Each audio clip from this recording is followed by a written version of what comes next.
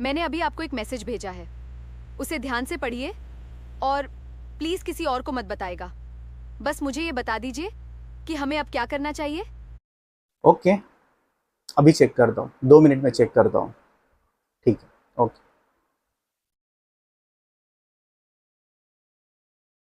Oh my God, तो ये problem है।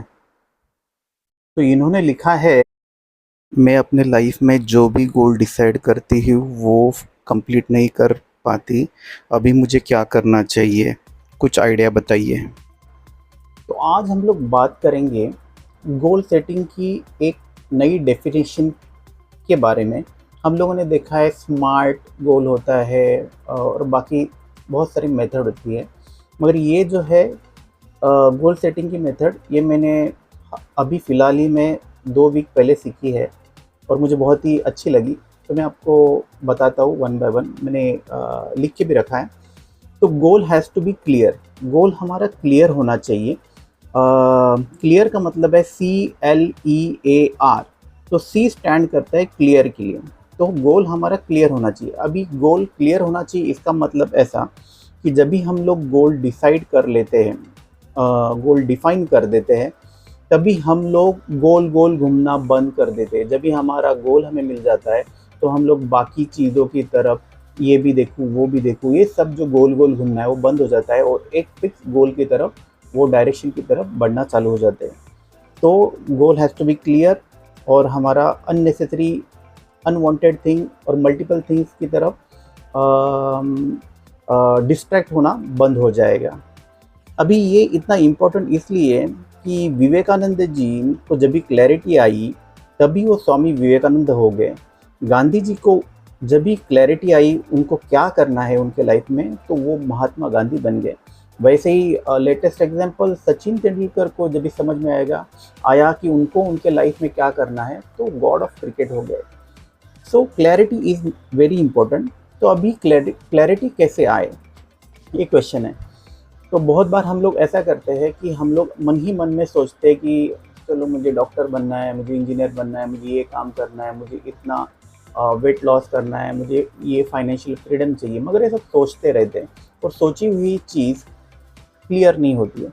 अगर हमें वो क्लैरिटी चाहिए तो हमें लिखना चाहिए, क्योंकि लिखा हुआ जो है, सोचा हुआ वेग हो सकता है, मल्टीपल डायरेक्शन में सोच सकते हैं, मगर जो लिखा हुआ है वो कंफर्म और श्योर होता है। तो हमें डायरी में प्रॉपर लिखना है कि हमें क्या बनना है, क्या चाहिए, क्या हमारा टारगेट है, तो ये क्लियर हो जाएगा। तो कभी भी गोल हमें लिखना है, क्लैरिटी चाहिए तो उसको लिखना है। अभी सेकंड है एल, क्लियर में जो सेकंड वर्ड है वो एल। तो एल का मतलब है लॉजिकल होना चाहिए।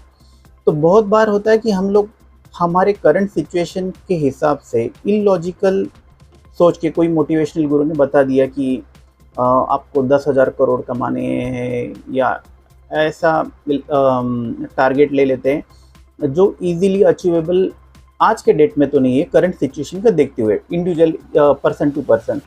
तो हमें देखना है आज की सिचुएशन में हम लोग कहाँ पे है और हम लोग कुछ एक्शन लेके मैक्सिमम एफर्ट देके कहाँ तक पहुँच सकते हैं। तो हमारा गोल जो भी है वो लॉजिकल होना चाहिए, ना कि कोई इलॉजिकल टारगेट सेट करके फिर हमें लगेगा कि ये काम नहीं करता। तो एल इज़ फॉर लॉजिकल। उसके बाद आता है ई, जो बहुत ही इम्पोर्टेंट है। ई मतलब हमारा गोल जो है वो इमोशनल होना चाहिए।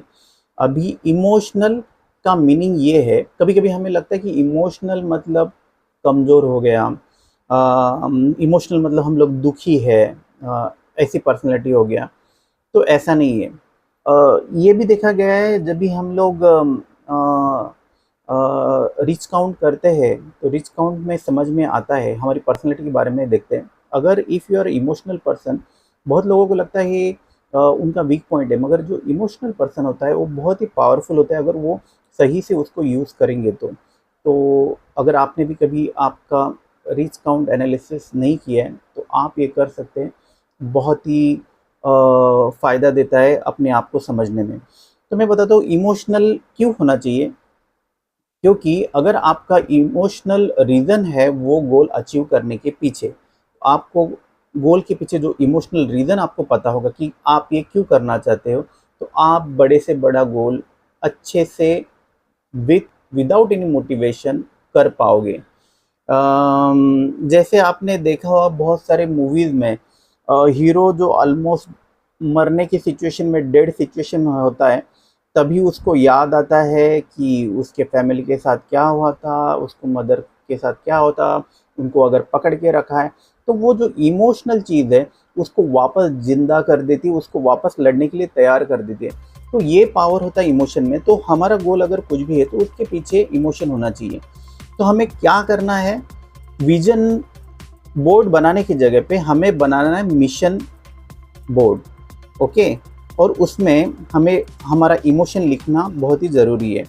अभी समझो हमें बनना है डॉक्टर, एग्जांपल ले रहा हूँ, अगर हमें बनना है डॉक्टर तो आपको पता चाहिए क्या इमोशन है जिसके लिए आप डॉक्टर बनना चाहते हो, क्या क्या रीज़न है, पर्सनल हो गया, फैमिली रीज़न हो गया, सोशल रीज़न हो गया।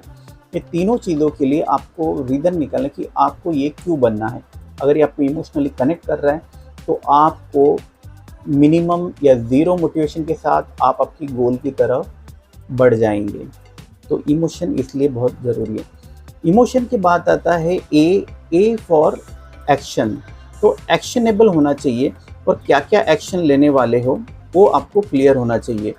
तो एक्शन अगर हम लोगों ने डिफ़ाइन किया है, हमारा गोल है, फिर गोल डिफ़ाइन करने से कुछ नहीं होगा, हमें फिर उसके लिए एक्शन भी डिफ़ाइन करना है स्टेप बाय स्टेप कि हमें क्या करना है। फॉर एग्जांपल अगर हमें 10 kg वेट कम करना है तो हमारे पास एक्शन लिस्ट होनी चाहिए कि मैं क्या क्या काम करूँगा, सुबह कितने बजे उठूँगा, क्या क्या खाऊँगा, क्या क्या अवॉइड करूँगा, कितना टाइम, कितने घंटे एक्सरसाइज करूँगा, रात को कितने बजे सोऊंगा, मतलब कितने घंटे की नींद कंप्लीट करूँगा। ये सब हमारे पास एक्शन पॉइंट होने चाहिए और हमें वो कैलेंडर में लिख के रखना है और रोज़ टिक करना है कि जो जो हम लोगों ने एक्शन लिया था वो किया या नहीं किया। तो हमारे पास जैसे मैंने बोला कि विजन बोर्ड होना चाहिए और विजन बोर्ड के सामने, विजन बोर्ड से भी इम्पोर्टेंट है मिशन बोर्ड होना चाहिए और उसके लिए हम लोग क्या एक्शन कर रहे हैं। एक्शन हमारे कैलेंडर में दिखेगा, हफ्ते भर में हम लोगों ने क्या क्या चीज़, जो जो एक्शन डिसाइड किए थे वो किए कि नहीं। वो करने के बाद हमें समझ में आ जाता है कहाँ पे हम लोग, हमें साल भर वेट करने की ज़रूरत नहीं है, हमें हफ्ते भर में ही समझ में आता है कि हम लोग कहाँ पे जा रहे हैं, हम लोग गोल अचीव करने वाले भी है, जस्ट मेरा ड्रीम है, ये मेरा गोल नहीं है। ये आपको समझ में आ जाएगा। जो आर है वो स्टैंड करता है, उसके लिए आपको ये रिव्यू करना है। जैसे मैंने अभी बताया, जो भी आपके एक्शंस है उसको आपको रिव्यू करना है कि आप सच में उसको फुलफिल कर रहे हैं एक्शंस को, या और कुछ मोटिवेशन की ज़रूरत है, या एक्शन में कुछ चेंजेस करने की ज़रूरत है, या आपको इमोशनल रीज़न चाहिए क्यों आपको वो गोल करना है। ये सबसे बेहतरीन ईजी टू रिमेंबर मेथड है गोल अचीव करने के लिए, क्लियर। तो आप भी ये यूज़ कीजिए जब भी आपको कोई गोल डिफाइन करना है और उसको सिस्टमेटिकली यूज़ कीजिए, आपको रिजल्ट 100% मिलेगा। थैंक्स। अगर आपको वीडियो अच्छा लगा है तो सब्सक्राइब कर दीजिए और थैंक्स कर दीजिए भगवान को जिन्होंने ये वीडियो आप तक पहुंचाया। Thank you very much.